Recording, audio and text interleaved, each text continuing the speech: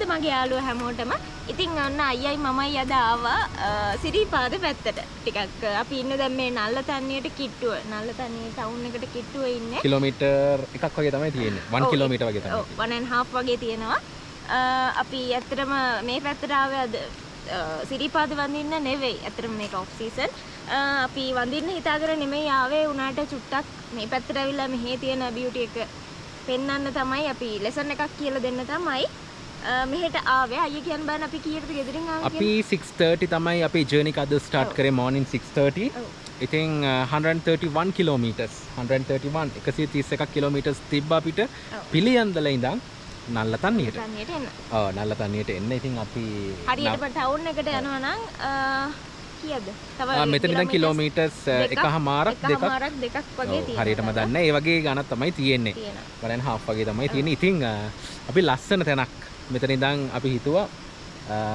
පොඩි දේවල් ටිකක් කියලා දෙන්න ඕනේ කියලා ඉතින් චුට්ටක් අපි ඇවිදින ගමන් කතා කරමු නංගි ඉතින් මේ තැන ගැන කියනවා නම් when we talk about this place අපි මේ ගැන කතා කරනවා නම් ඔයගොල්ලෝට තව දෙකකින් දකීවි අපි ඉන්නේ කොතනද කියලා. ඔව් ඇත්තටම මේ මෙතනටත් ඇහෙනවා ලොකු සවුන්ඩ් එකක්.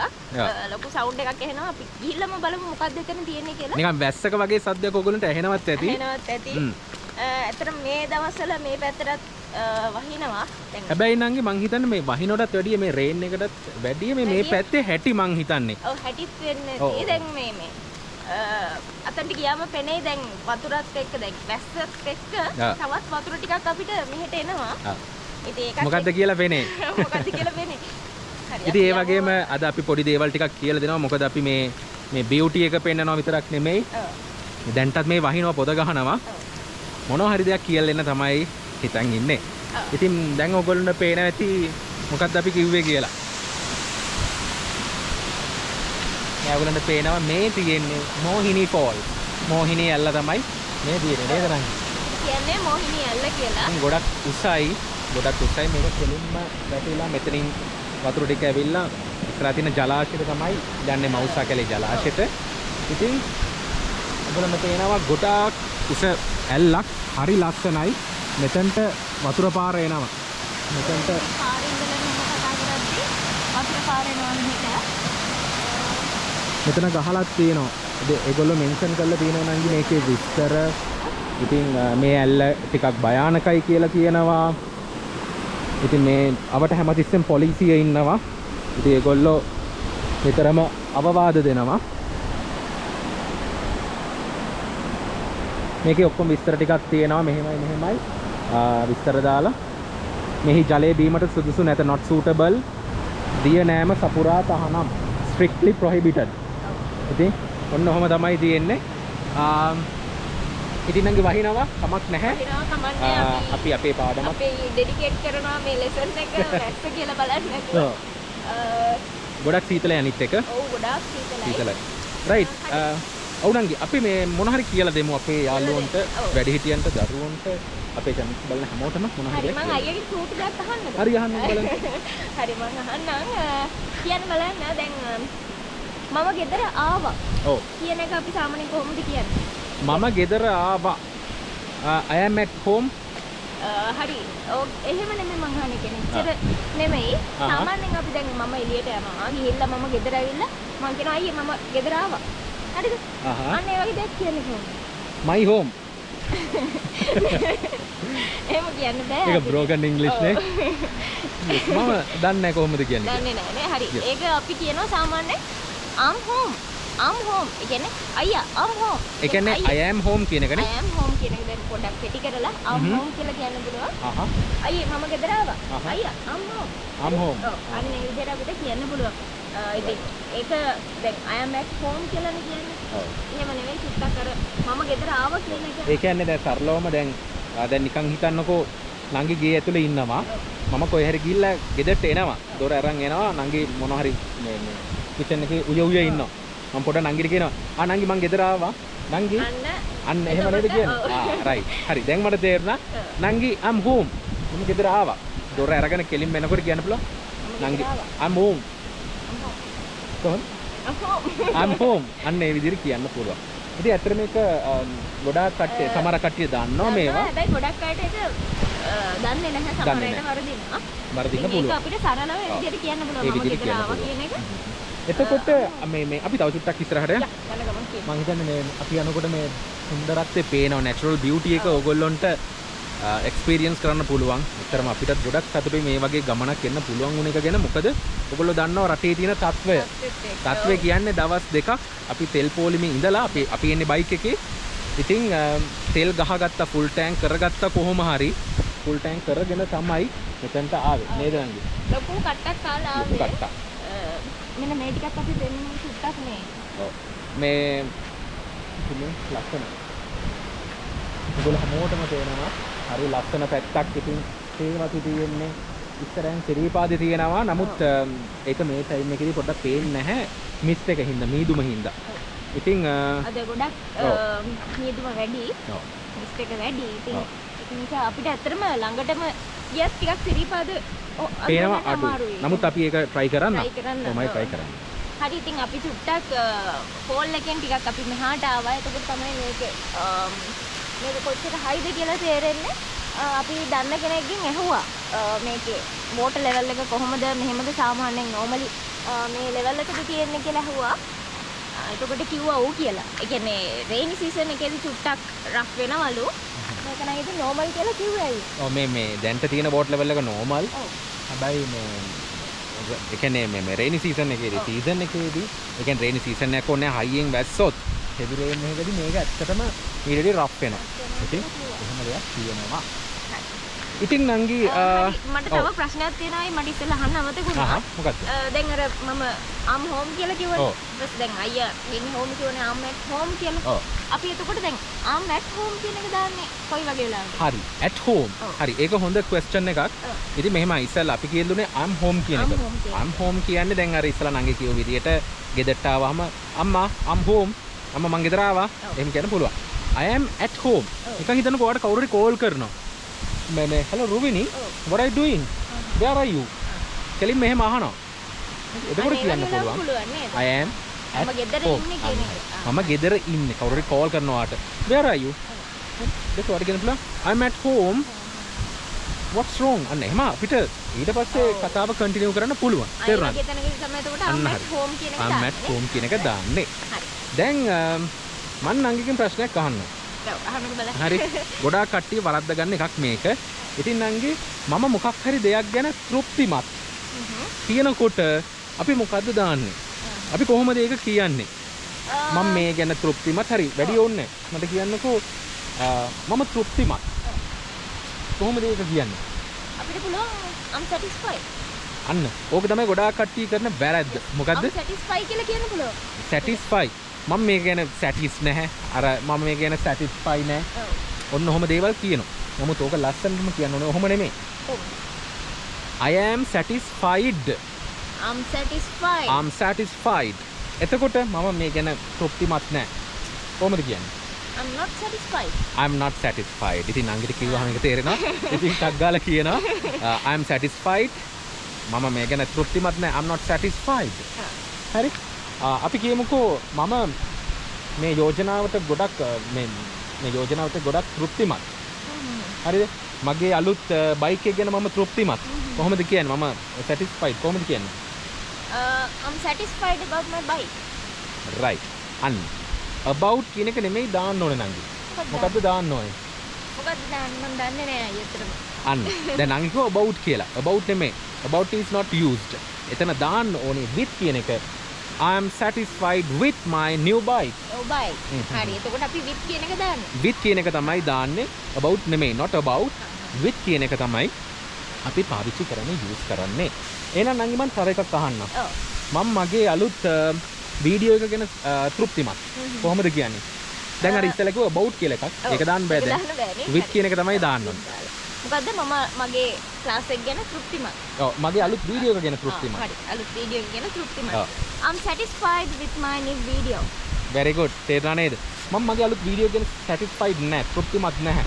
I'm not satisfied with my new video. I'm not satisfied. ඉතින් ඔන්න දැන්ට අපි කීයක් ඉගෙනනවද? I am home. I am at home. ඔව්. ඊට I am පස්සේ satisfied නැත්නම් I am not satisfied. ඉතින් ඔය ගොඩාක් දේවල් ඉගෙනනවා. හරි. එහෙනම් මම හිතුවා තව එකක් කියලා දෙන්න ඕනේ කියලා. මම නෙමෙයි කියලා දෙන්නේ නංගි තමයි කියලා දෙන්නේ. අද නංගි තමයි මට ගොඩාක් දේවල් ටීච් කරන්නේ. She's the teacher today. හරි. එහෙනම් හරි මම තව එකක් කියලා දෙන්නම් අයියට. මට කියන්නකෝ දැන් මම මොකක් හරි වැඩක් කරනවා. මගේ හෝම්වර්ක් එකක් හරි මොන හරි කරනවා. හරි. හරිද? ඒක මම ඉවර කරනවා. මම කරලා ඉවරයි කියලා කියන්නේ කොහොමද? ඒ කියන්නේ මම මගේ හෝම්වර්ක් කරලා ඉවරයි. මට නිකන් කියන්නකෝ ඉච්චර දෙයක් ඕනේ. මම ඉවරයි. හරි දෙයක් මම ඉවරයි. ඒ කියන්නේ දැන් මම මොන හරි දෙයක් කරනවා නංගි කියනවා ඒක මම ඉවරයි කියලා කියන්න ඕනේ. දැන් සරලවම හිතුවොත් ඒ කියන්නේ ඉස්කෝලේ වැඩක් කර ඉන්නවා ටීචර් අහනවා ඩිලන් ඔයා ඉවරද වැඩේ? අන්න හරි. අන්න ඒ වගේ වෙලාවක එතකොට මං කියනවා ඔව් ටීචර් මම ඉවරයි. ඔව් මිස් මම ඉවරයි. එහෙම කියන්නේ අනේ අතර මන් දන්නේ නැහැ වගේ කියන්නේ ෆිනිෂ් තව ටිකක් try කරන්න බලන්න. ෆිනිෂ් all finish නෑ මං කියලා දෙන්න. අපිට ඒක කියන්න පුළුවන් I'm done. I am done කියන එක. I am done. ඒක ෂෝට් කරලා අපිට I'm done කියලා කියන්න පුළුවන්. කියන්නේ මම මොන හරි දෙයක් කරලා ඉවරයි. මම බත් කාලා ඉවරයි. මම කෑම කාලා ඉවරයි. හරිද? ඒ වගේ දෙයක් අපිට කියන්න පුළුවන් I'm done eating rice. right. එතකොට ing එක දාලා අපිට ඒක කියන්න ඕනේ. verb එකට ing එන්න ඕනේ done එකෙන් පස්සේ. හරි? I'm done eating. Yes. එතකොට මම වතුර බීලා ඉවරයි. ඔව් කියන්න බලන්න. I am done drinking water. Yes, very good. Okay. අන්න එහෙමයි අපි කියන්නේ මේ I'm finished කියන එක. I am finished කියන එකම තමයි ඔය finish කියන්නේ finish නෙමෙයි finished ed එන්න ඕනේ. ඒකම තමයි මේ I am done කියන්නේ. done කියලා කියන්නේ. right. ඒක ටිකක් අර professional යි කියන්නේ I'm done කියලා කියද්දි. Okay. හැමෝම අර I'm finished එහෙමනේ කියන්නේ. ඒක නිසා අපිට පුළුවන් I'm done කියලා I'm done කියන එක දාන්න පුළුවන්. එහෙනම් ඔන්න තව එකක් I am done. මම ඉවරයි. එතකොට මම ඉවර නැහැ කියන්නේ කොහොමද? දැන් ටීචර් අහනවා මේ are you done? අන්න ප්‍රශ්නෙත් අහන්න පුළුවන් ඒ විදිහට නේද? කාගෙන් හරි අහන්න පුළුවන් මොන හරි ඔයා වැඩක් දීලා තියෙනවනම් are you done? එතකොට කියන්න පුළුවන් are you done කියලා නෝ ඉවරද? ඔව්. මං ඉවර නෑ. I am not done. I'm not done. ඉවරයි නා? teacher I'm done. I'm done writing. අපිට පුළුවන් I'm done කියන්න අපි ඉවර නැත්තම් I'm not done. I'm not done කියන්න පුළුවන් නේද? I'm not done. ඊට පස්සේ ප්‍රශ්නේ අහනවනම් are you done? Are you done? Are you done? කියන්නේ ඔයා ඉවරද කියලා අහන්නේ නේද? Are you done? ඊට පස්සේ කියන්න පුළුවන් I am done. කැමති දෙයක් දාන්න පුළුවන්. I'm not done. මම කාලේ ඉවරයි. I'm done eating. I'm done eat නෙමෙයි. I'm done eating. මම ඇවිදලා ඉවරයි. I'm done walking. මම වතුර බීලා ඉවරයි. I'm done drinking water. මම කතා කරලා ඉවරයි. I'm done speaking. හරි. ඉතින් අපි හිතනවා ඔය කියලා දුන්න දේවල් ටික හොඳටම තේරෙන්නේ නැති කියලා. ඔක හැම තැනදීම පාවිච්චි කරන්න බෑ. ඔයගොල්ලෝ තේරෙන්නේ මොන සිටුේෂන් එකකද අපිට මේක යූස් කරන්න පුළුවන් කියන එක. නැත්තම් දැන් මම ඉවරයි. අපි කියලා දුන්නා තව මුලින්ම කියලා දුන්නා මොකද්ද? I am home. A situation එකේ හැටියට තමයි අපි මේවා යූස් කරන්න ඕනේ. නැත්තම් ඒ කියන්නේ හැම මීනින් එකක්ම මේකෙන් ගන්න බෑ. ඒ අදාළ ඒකයි අපි පොඩ්ඩක් මේක try කළේ කියන්න එක examples අරගෙන සිටුේෂන් එක හැටියට අපිට ඒක යූස් කරන්න පුළුවන්. ඔව්. දැන් මේ example එකක් කිව්වහම මේකත් කියලා දෙන්න ඕන නංගි. උදාහරණයක් විදිහට කියනකොට as an example. As an example. නැත්තම් for example. එහෙම කියන්න පුළුවන්. තව විදිහක්.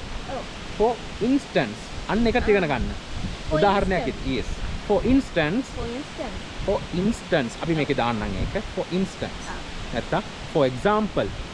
උදාහරණයක් විදිහට as an example. As an example I can say this. උදාහරණයක් විදිහට. and then as an example. and then ඇත්තටම කියන්න බලන්න අයියා. an example. an example. ඔව් නේ දාන්න බැයිද ඒක? ගෙස් කරුවට දැන් එන්නේ මොකද මේ මෝහිනී ඇල්ලේ තියෙන වතුර ඔක්කොම අපේ මූණේ. ඇත්තටම හරි මෙතන මාර සීතලක් තියෙන්නේ. මාර කූල් එකක් ඒකේ තියෙන ඒ වෝටර් ඩ්‍රොප් හැම තැනම යනවා. මාරම ලස්සනයි. ඉතින් මේ වගේ දේවල් දකින්නකොට ලංකාව දාලා යන්න හිතෙන්නේ නැහැ. මේ දවස්වල ඉතින් ලංකාව ඒ කියන්නේ ලංකාවේ ප්‍රශ්නයක් නෙමෙයි ලංකාවේ ඉන්න පාලකයන්ගේ ප්‍රශ්නයක් හින්දා අපිට ඇත්තටම මේ මෙහි ජීවත් වෙන එක එපා වෙලා තියෙන්නේ. නමුත් මේ වගේ සුන්දර දේවල් දකින්නකොට අපේ country එක we don't like to leave this country නේ. ඔව් ඇත්තටම මේ රට දාලා යන්න බැරි මෙන්න මේ හේතුව හින්දා. මට නම් අපි දෙන්නටම. ඔව්. ඇත්තටම මේවා දකින්නකොට දාලා යන්න බෑ. ඉතින් නංගි මේ අපි අර කියලා දෙමු. මම කියලා දෙන්නද? ඔව් කියලා දෙන්නකෝ අනේ ටීචර්. හරි. දැන් an example නේ කිව්වේ. example කියද්දී අහලා තියෙනව නේද vowel sounds? අන්න ඔව් අහලා තියෙනවනේ. හරි. ඉතින් example කියද්දී අපිට ඒ sound එක vowel. හරිද? e අකුර තියෙනවා. ඉතින් හැම e එකම හැම vowel letter එකක්ම a e i o u කියන vowel letters පහක් තියෙනවා. ඒ පහ තිබ්බා කියලා අපිට හැම එකකටම එහෙම දාන්න බෑ. sound එක හැටියට දාන්න ඕනේ. ඉතින් ඒක pronounce ඒ කියන්නේ sound එකේ හැටියනේ sound වෙන හැටියට. sound වෙන හැටියට තමයි අපි an දාන්න ඕනේ. ඉතින් example කියද්දී අපිට ඒක අනිවාර්යයෙන්ම දාන්න වෙන්නේ an කියලා. an කියන එක. vowel හින්දා. ඉතින් හරි අපි හිතනවා අද මේ වීඩියෝ එකෙන් ඔයාලා පොඩි හරි දෙයක් ඉගෙන ගන්න ඇති මේ ලස්සන බල ඊට පස්සේ අපි කියලා දෙන දේවලුත් හරියට තේරුම් අරගෙන පොඩි හරි දෙයක් ඉගෙන ගන්න ඇති කියලා. ඉතින් අපි දැන් මේ අපේ ලෙසන් එක දැන් ඉවර කරන්න යන්නේ. අපි චුට්ටක් ආපහු වෝටර්ෆෝල් එක පැත්තට යනවා. ආපහු දැන් අර සවුන්ඩ් එකේ ඔයාලට දැන් අපේ මූණටත් වෝටර් ඩ්‍රොප්ස් එනවා. ඇත්තටම මාරම කූල්. ඇත්තටම හරිම ලස්සනයි. ඉතින් මේ පැත්තේ ට්‍රීස් ගැන කතා කරද්දී පේනවා මේ ටී වගා කරලා තියෙනවා. තේ තියෙනවා හැමතැනම ටී ප්ලාන්ට්ස් තියෙන්නේ. ඔව් ඒ වගේම ලීචස්ලා හැමතැනම ඉන්නවා කියලා කිව්වා. ඉතින් අපි ගොඩක් ලීචස්ලා කියන්නේ කූඩැල්ලෝ අපි ඊට කලින් වීඩියෝ එකේ කියලා තියෙනවා. අනිත් එක මේ පාරවල වාහන හරි ස්පීඩ් එකේ යනවා. මේගොල්ලෝ ගොඩක් ස්පීඩ් එකේ යනවා පුරුදු හින්දා වෙන්නේ නැති. ඉතින් මේ වගේ ඇවිදිනකොට හරි පරිස්සමෙන් ඔන්න ආපහු අන්න වෝටර්ෆෝල් එක. ඉතින් ඔහොම ඇවිල්ලා මෙන්න මේ පාලමින් ගිහිල්ලා ඔතන අර ඉස්සරහ තියෙනවා ජලාශයක්. ඒ ජලාශයට තමයි වැටෙන්නේ. ඉතින් අර දැන් පෙන්නුවේ වෝටර්ෆෝල් එකේ වතුර ටික යන විදිහ. ඉතින් මේකේ මේ ජලාශයට මොකද්ද කියන්නේ? ජලාශයට ඉංග්‍රීසි වලින් කියන්නේ? මම දන්නවා මම අයියගේ වීඩියෝ එකකින්ම දවසක් ඉගෙන ගත්තා. රෙසර්වා. රෙසර්වා කියලා තමයි කියන්නේ. ඉතින් මවුසා කැලේ රෙසර්වා එකට තමයි ටැංක් කියලා කියනවා. ටැංක් එක කියලා කියනවා. නම රෙසර්වා කියලා කියනවා. ලස්සනයි ඒ වචනේ. ඔව් රෙසර්වා කියන එක ලස්සනයි. ඉතින් අයියගේ වීඩියෝස් වල වර්ඩ් එක ගොඩක් කියලා දීලා තියෙනවා. ඉතින් exactly. ඉතින් ඒ වගේ දේවල් වලින් ඉගෙන ගන්න පුළුවන් මේ වීඩියෝස් ටික බලලා ඉගෙන ගන්න පුළුවන්. ඉතින් එහෙනම් අපි දැන් අපේ වීඩියෝ එක එන්ඩ් කරන්නයි හදන්නේ. අපි හිතනවා මේ කියලා දුන්න දේවල් ටික හොඳට තේරෙන්නේ නැති, හරියට ඔළුවට යන්නේ නැති කියලා. මේ ලස්සන බලන ගම එහෙනම් අපි තවත් ලස්සන තැනක ඉඳලා අලුත් පාඩමකින් හම්බ වෙමු. ඒ හම්බ වෙනකන් ඔයාලා හැමෝටම සුබ දවසක්.